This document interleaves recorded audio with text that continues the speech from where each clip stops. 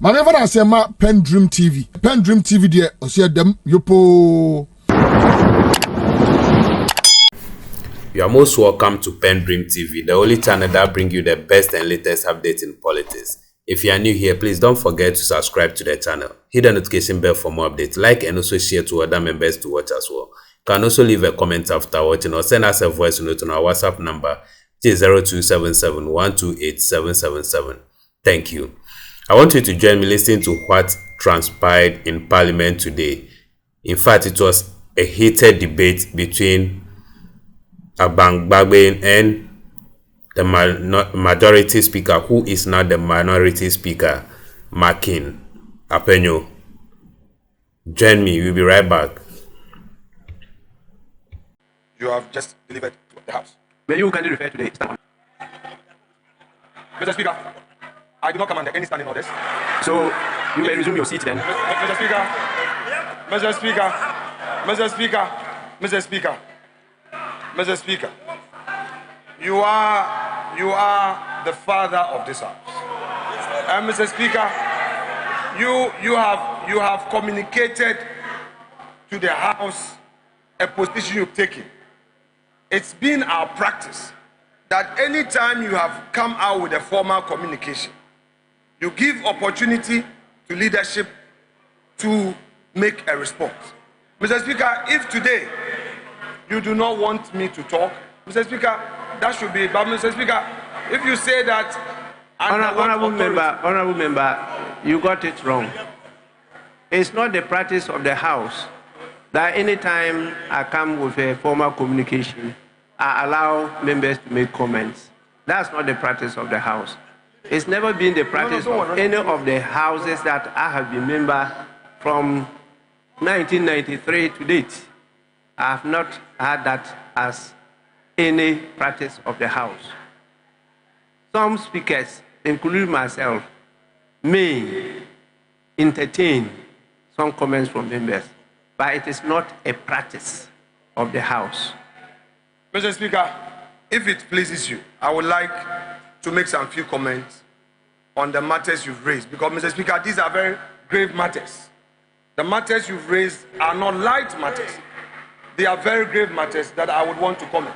And, Mr. Speaker, so please, you want to seek my leave to make comments? That is so, respectfully. Now you agree it's not the practice. Mr. Speaker, you are just seeking my leave. Mr. Speaker, as it pleases you, with your leave. With your leave. Well, yes, you may do so. Mr. Speaker, thank you once again for the leave granted me to comment on your communication you just delivered. Mr. Speaker, you underscored your submissions with a very important point, that the matter that came before us has interpretation reliefs, and that you do not have the power to interpret the Constitution, and that your duty is to enforce. Mr. Speaker. Honorable member, you are not listening to me. Mr. Speaker, may I finish with respect? All what you said are wrong, so I cannot continue to allow you to keep on misleading the House. Mr. Speaker, please, if you think that this is your House and you didn't want us to talk, so be, Mr. Speaker, we should allow Honorable Majority Leader, you are addressing the Speaker. Mr. Speaker, you may. Please. I need your protection. They must stop what they are doing. I'm in charge. Mr. Speaker, then they may be quiet. Please. Mr. Speaker, with respect, in your ruling, my understanding was to the effect that your duty is not to interpret the Constitution. My understanding was to the effect that your duty is not to interpret the Constitution. But, Mr. Speaker, it is important for me to emphasize one more time that when the statement was made by my respected colleague, Dr. Kesel Atufose, I did draw the attention of the House, including your good self, to the effect that the matter being a very grave matter, I have taken it upon myself to seek a court's interpretation of the matter. Mr. Speaker, indeed. Mr. Speaker, I think Honorable I deserve members, some respect. please, Mr. Speaker, let's listen I think to I each deserve other. some respect. Let's listen to each other. No, please. I think it is only fair. Honorable Majority Leader, please address me. I'm taking care of that. Please, Mr. let's Speaker, listen to each other.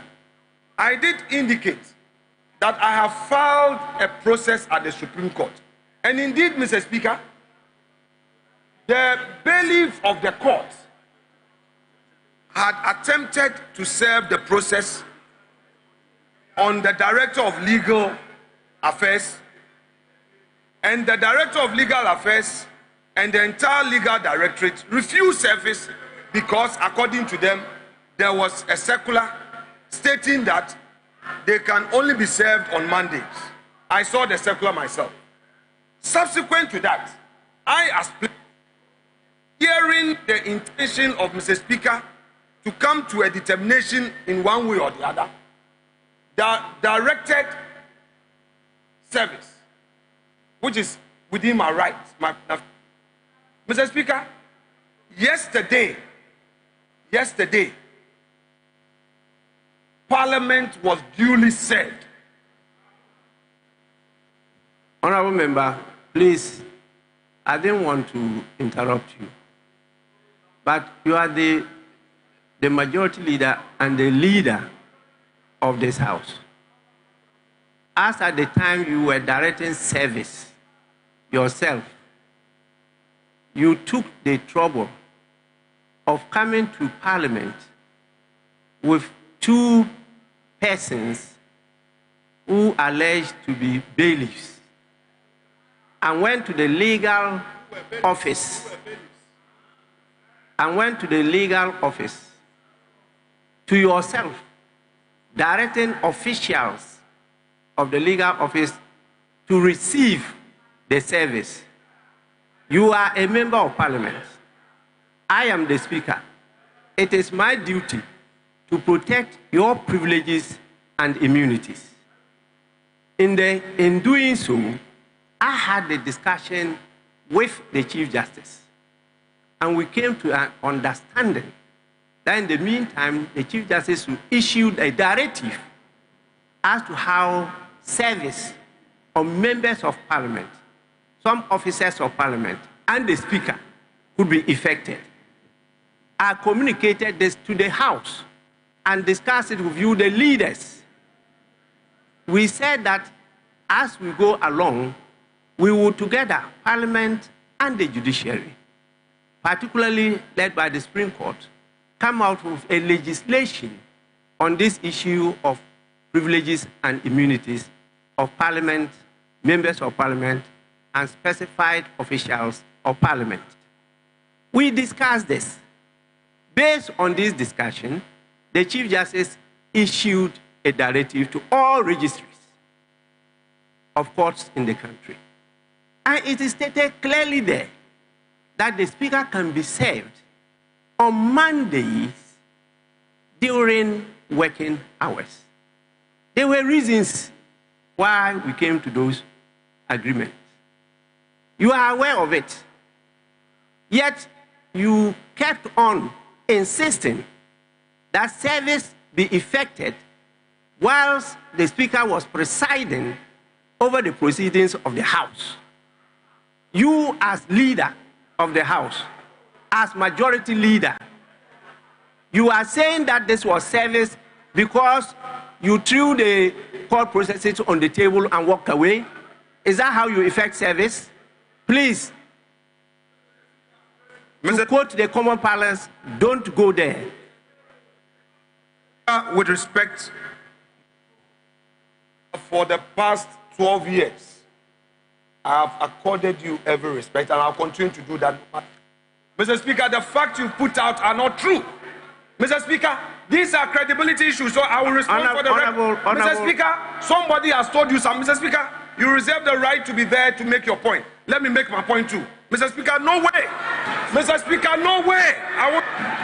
Mr. Speaker, whoever told you Mr. Speaker, whoever told you that I threw a paper at somebody, this has to do with my credibility.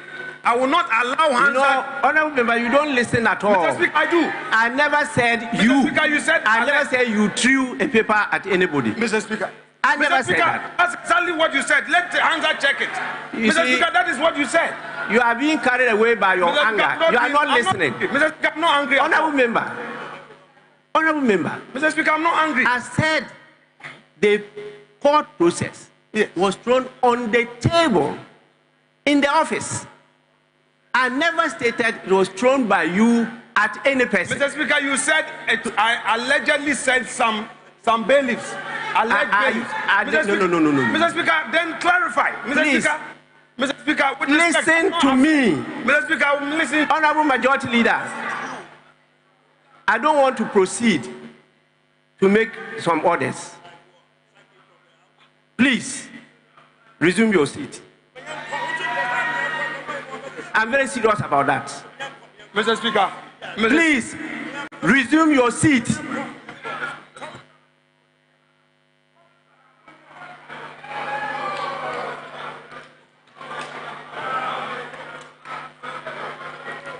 Honorable member,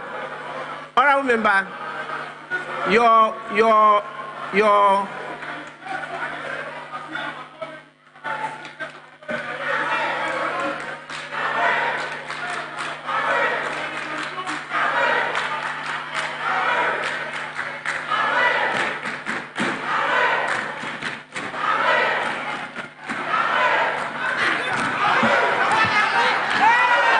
coming events cast their shadows. We have Parliament now, elect with the executive.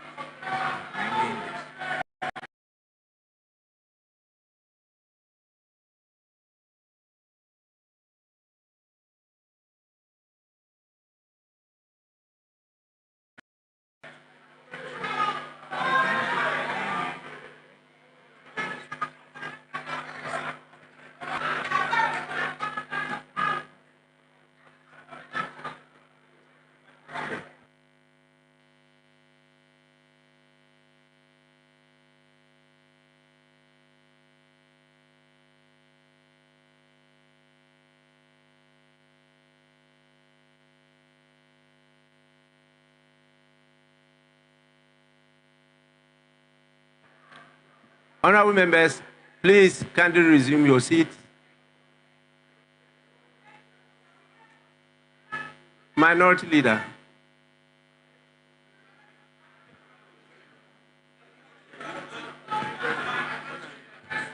Right, Honorable Speaker. The Speaker, first, let me start by expressing our profound gratitude for your erudite ruling on this very important matter of national interest. The Speaker, you have indeed done what is right for the people of Ghana by sticking to the tenets of Ghana's Constitution, our standing order, and time-tested precedents being a case law for this House. The Speaker, permit me to congratulate the NDC Majority Caucus for standing firm from day one, Mr. Speaker. Honorable member, just a moment. I can see a cluster of some members at one corner of the chamber. Please, honorable members, either you resume your seats or you move out of the chamber of Parliament. Please, honorable members, can you hear me? Please, Marshal, kindly perform your duty.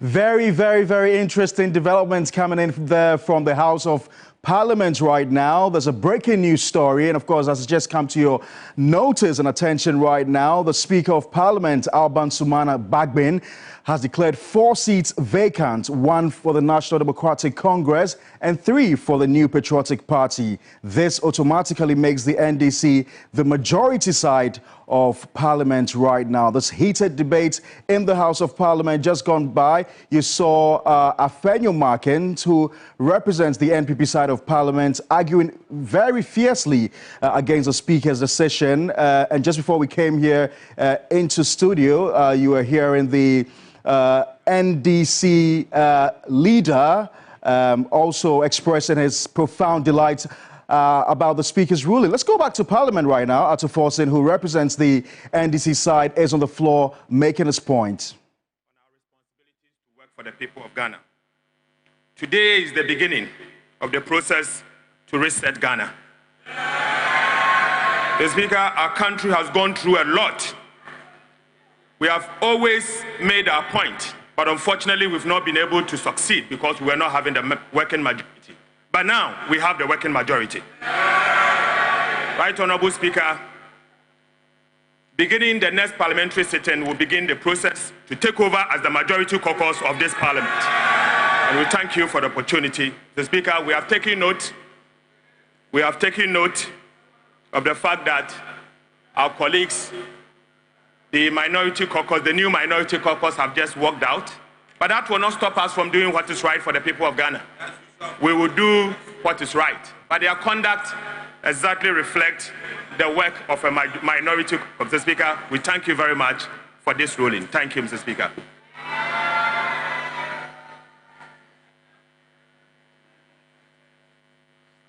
Honorable members.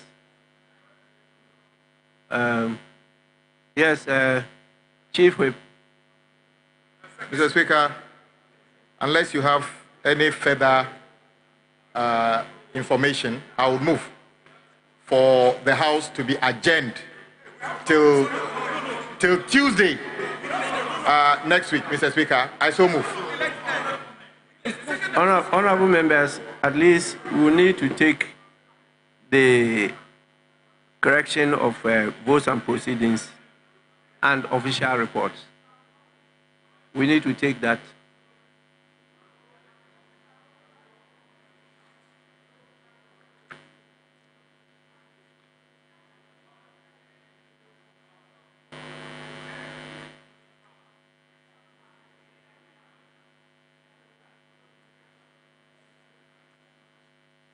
Honorable members, item 5 on the order paper, correction of votes and proceedings and official reports.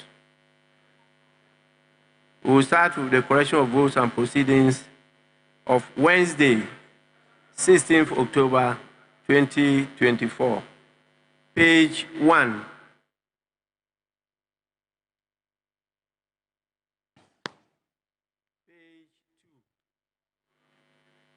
Absolutely.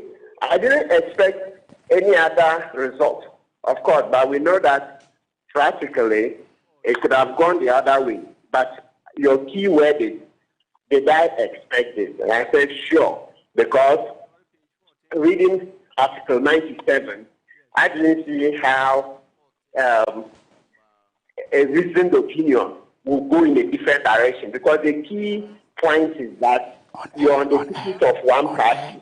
If you sit or you are an independent, the moment you cease to be independent or you go to join another party, I think that it's caught within the spirit of Article 97.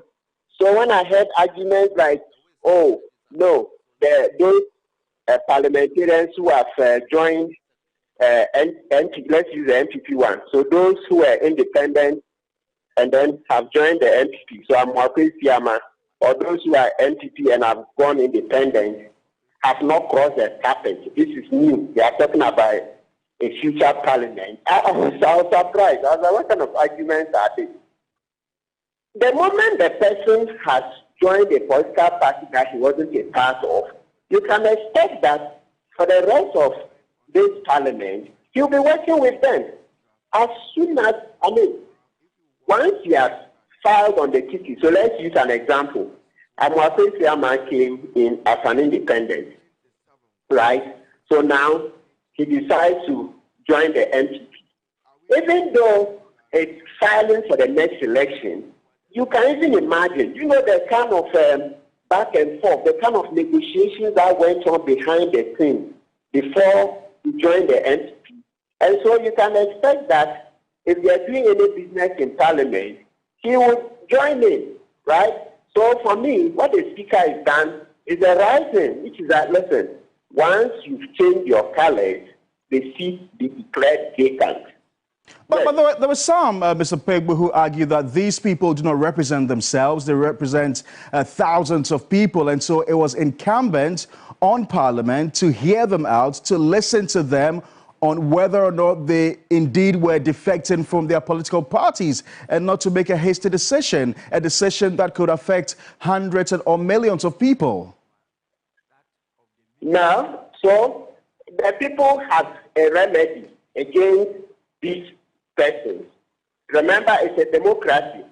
They should have known the credibility of the persons they are choosing, just like the way we made a mistake with President Kufuor. We voted for him, and we've been stuck with him for how many years now, this last 4 years, and we've seen the bad governance. So that's the price we are paying for not doing due diligence on our leaders. That's the price we pay when we do identity politics. I'm voting for this man because he speaks my language. So I don't really think that argument should hold sway. Once it means that your remedy is to check who you are voting for. Is the person a person of integrity? I'm sure Rana is clear to us that henceforth we look beyond just promises. Henceforth we look just beyond just words, to look for tangible evidence of integrity in choosing MPs and then the president for that matter. So what do you think is going to happen? We know the majority leader, Afenyo had gone to the Supreme Court to seek to enjoin the Speaker from making this very ruling. Why did the Speaker have to ignore this? You get that indication from the recent Supreme Court decision, so you look at Bernard here for the Attorney General, then you come to the current cases before the Supreme Court. You have the Richard Sky and then Amanda Kofi cases. In all of them, you see that the Supreme Court has shown that when something is before Parliament, Parliament is in the process of taking any decision. The Supreme Court says, no, we are not stepping in to injunct the Parliament. So because of that, it's beginning to appear that the Supreme Court has carved out a special rule for Parliament. Yes, and I can imagine, because there are 3 coordinate bodies. Parliament, even some will tell you that Parliament is a more direct representation of the people than the Supreme Court, because the parliamentarians are voted for directly by the people. So in some jurisdictions, you read the jurisprudence, they will tell you that no, Parliament is stronger. But for us, in our constitution, they say the 3 arms are equal. Executive, legislative, and the judiciary, they are equal. So if that is so, the judiciary doesn't want to be injuncting Parliament like that. So if you look at the 3 decisions that I've just mentioned, where the Supreme Court refused to injunct Parliament, then that is the reason the Speaker went ahead, knowing that the Supreme Court is not in the business of lightly injuncting a coordinate arm of government, because the Parliament has to be given a free hand to take its decisions. When Parliament is done taking the decision, if anybody thinks that is contrary to law, then the person can then initiate an action in the Supreme Court or any other appropriate forum. So this is what we call precedent. So we advise and give opinions based upon those precedents, that's cases that have come and gone, and the way the courts have dealt with those cases. Martin, I'm going to ask you to hold on to me. Abraham Amaliba has also joined me on the other line. Mr. Amaliba, you must be really excited about this very latest ruling, making you the majority side or in Parliament right now. The democracy that we are practicing, and there couldn't have been any other rule but this particular one. Because you know what? The people who are affected, the members of Parliament who are affected, are people who have deserted their political base and now decided to go independent. The political base that brought them to Parliament, they have deserted them. And so if you desert the vehicle that brought you to Parliament, clearly Article 97 says that they must declare your seat vacant. Those who are saying that their decision to join a political party is futuristic, and for that matter, what is the name? The speaker shouldn't have declared a seat vacant. If you told that line, what you are doing is that then that provision becomes useless. And the speaker has indicated that if we accept that argument, then nobody will be crossing carpet. And I agree with him. So I'm just wondering, what are you going to advise your majority side to do at this time? Of course, you clearly see that the NPP side is not happy with this. They have just walked out of Parliament. What are you going to advise your party to be doing at this time? They should prepare and take over as majority. And this is what the party has always been clamoring for. You even know that some of the youth of the military to confiscate some of our seats. In fact, in this Parliament, we have been the majority. So, under this circumstance, what they can do is to start preparing to become the majority and start doing work as majority. All right, hold on for me. Let me go back to Martin Pegbu at this point. Martin, I'm going to wrap up with you. At this point that the Speaker has made this ruling, is there any other leeway for the NPP side led by Afenyo Markins? What do they have to do next? Do they have any leeway legally, to challenge this very latest ruling? The leeway is for them to go to court, that they can choose to sue in a court of law. But, time is not on their side. Then I can imagine that they would have to also apply for the Supreme Court to hear the case expeditiously. Because right now, practically, now that NDC are the majority, can you imagine how it works out? It means that government has to pass its business through NDC, because it's the majority leader that would push government business, and now that majority, the NPP are majority, it means that they would have to now work through the NDC. And that's if they want to be reasonable, that shouldn't be a challenge. But where they want to stick to their guns that the members who the members who preach the constitution did nothing wrong, then that's where it would be a big problem. But if they accept, they eat humble pie and accept the Speaker's ruling that those seats have been declared vacant, then they can work with the NDC. After all, it's just about 52 days to the election. Yes? Yes, so a month and then 3 weeks. So, but let's say all in all about 3 months to the next Parliament. Yes. So they can choose to work with the NDC or they can choose to fight it in court. But it will take a while to get a court decision on it. All right, thank you very much, Martin Pegbu, for your reactions to this very latest breaking news story. If you just joined us, news coming in from Parliament is that the Speaker of Parliament has declared 4 seats vacant, 1 for the NDC and 3 for the NPP. This automatically makes the NDC the majority side in Parliament. Let's go live to Parliament now and take some reactions from both sides. Any plenaries, I will invite the majority leader. Still, majority leader. to address you on the communication that just came from the Speaker. So may we listen to the Majority Leader.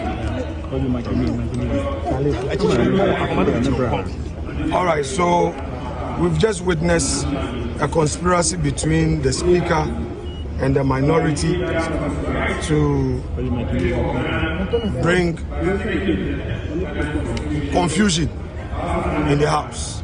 It is clear that Mr. Speaker avoided service of the writ to do the bidding of the NDC. It's so clear, but we believe in the law. We, as the majority caucus,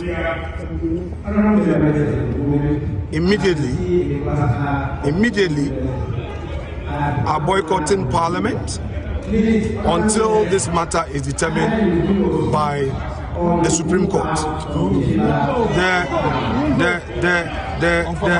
The Speaker has no right to interpret the Constitution, and it is so clear that what he did was to give advantage to the NDC and do the bidding of the NDC.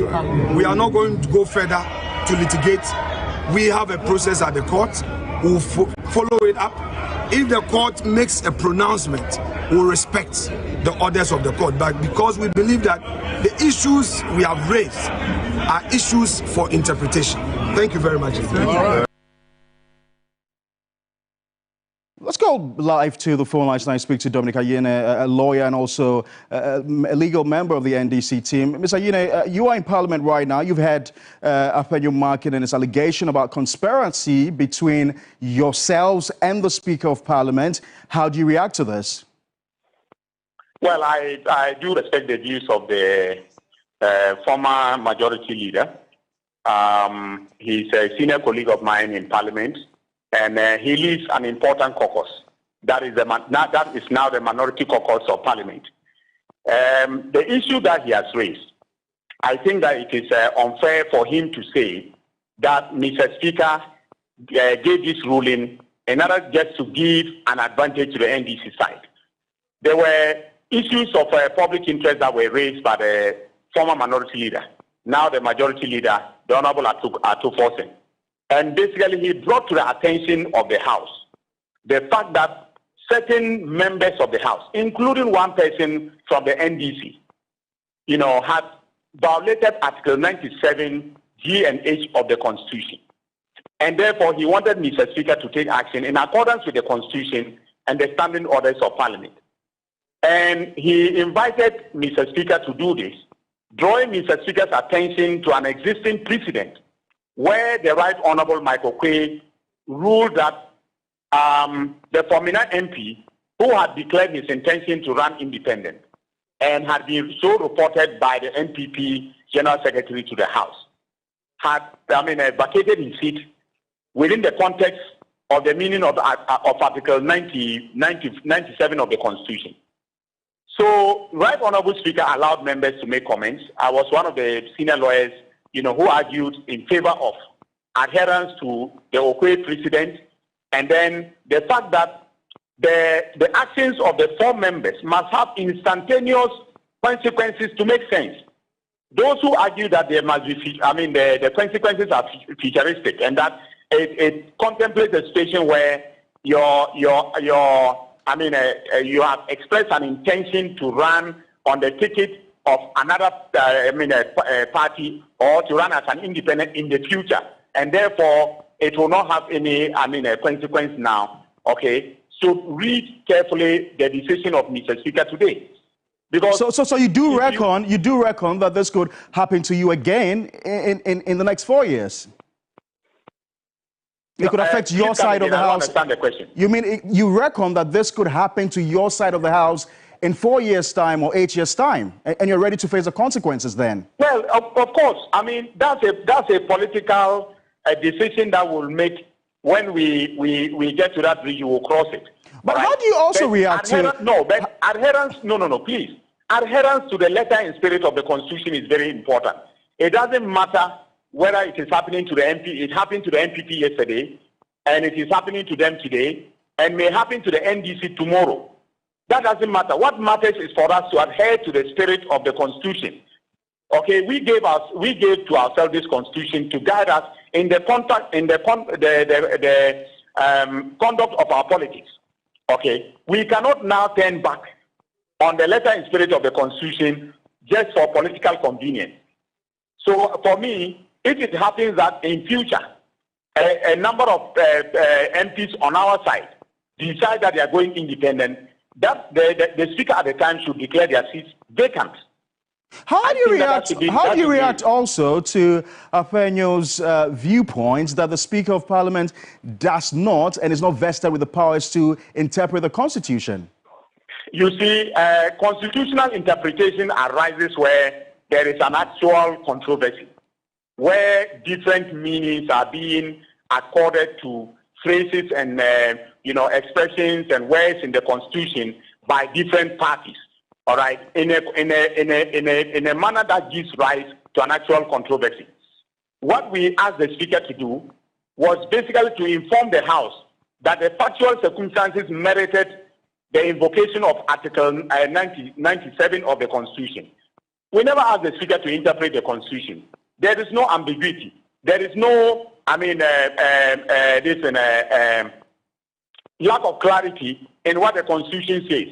So I do not understand what he means by an interpretation of the Constitution. In any case, he filed this action even before Mr. Speaker gave his ruling, even before a decision was taken. All right, and you remember when we had the debate after the Honorable Atu Forsen made his statement. I pointed out that there's a suit in anticipation of an act or omission. It's basically an invitation to the Supreme Court to give an advisory opinion.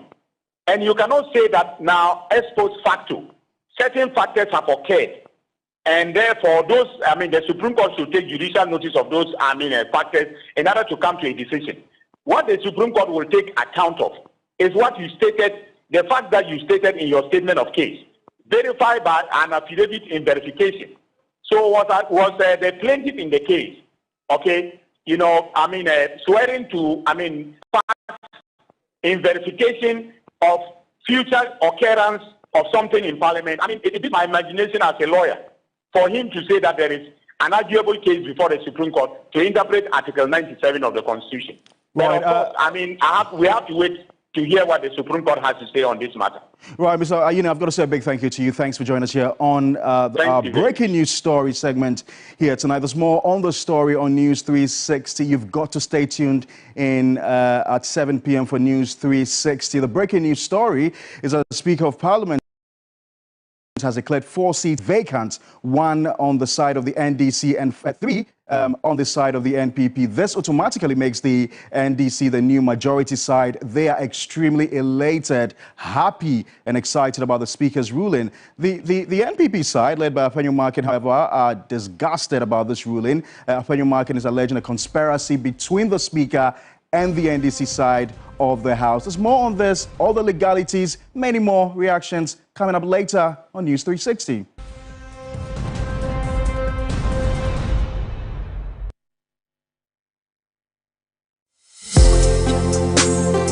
Thank you for staying tuned. We really appreciate your time. Please, if you have not yet subscribed as a new member, please do so before logging out. Like and also share to other members to watch as well. Thank you. PENDREAM TV now, so far so good. Say open online portal e Ghana. Nipa share, nipa follow, nipa comment here. To my best of knowledge, without any biases, PENDREAM TV.